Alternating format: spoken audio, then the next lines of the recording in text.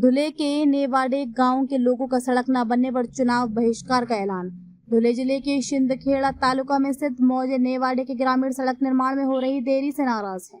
वरपाड़ी से नेवाड़े और सोनेवाड़ी से नेवाड़े तक 4.23 किलोमीटर सड़क के उन्नयन का काम मंजूर होने के बावजूद प्रशासनिक देरी के कारण अधूरा है। मुख्य सड़क गड्ढों से भरी होने की वजह से लगातार हादसे हो रहे हैं और ग्रामीणों, किसानों और विद्यार्थियों को भारी परेशानी झेलनी पड़ रही है।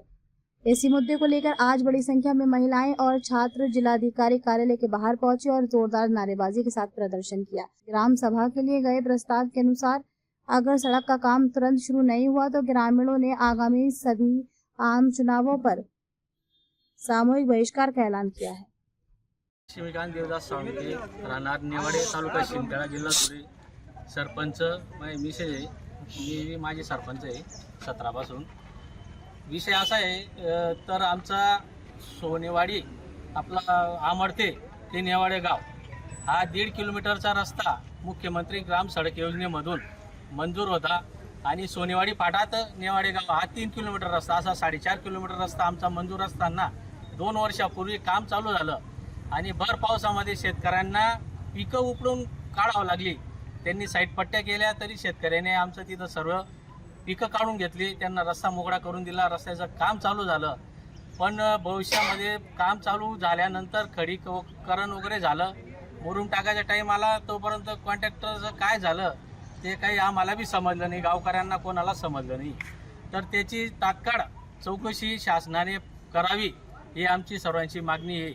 आणि पूर्ण इथं आज कलेक्टर ऑफिसला पूर्ण गाव आम्ही इथं आलो आहे, नेवाडे गावचे सर्व नागरिक इथं जमा आहेत। तर आम्ही शासनाला हे सांगू शकतो की येणारी जी निवडणूक आहे आता डिसेंबरमध्ये, जिल्हा परिषद असो, पंचायत समिती असो किंवा ग्रामपंचायत असो, तर पूर्ण गावाने ठराव करून बहिष्कार टाकण्याचा आम्ही निर्णय घेतला आहे। म्हणून शासनाने तात्काळ रस्त्याचं काम लवकरात लवकर चालू करण्यात यावं।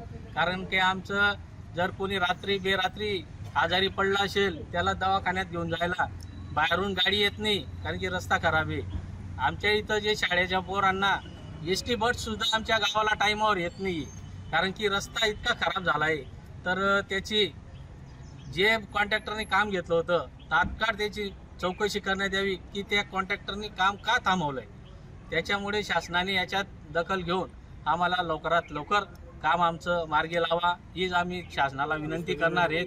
आणि येणाऱ्या काळामध्ये जर आमचं हे बी मान्य नाही झालं तर आम्ही कलेक्टर ऑफिसला उपोषणाला पूर्ण गाव इथं बसणार आहेत। त्यामुळे सर्वांनी शासनाने याची दखल घेऊन तात्काळ आमचा विषय संपवून टाकावा ही विनंती करतो। जय हिंद, जय महाराष्ट्र।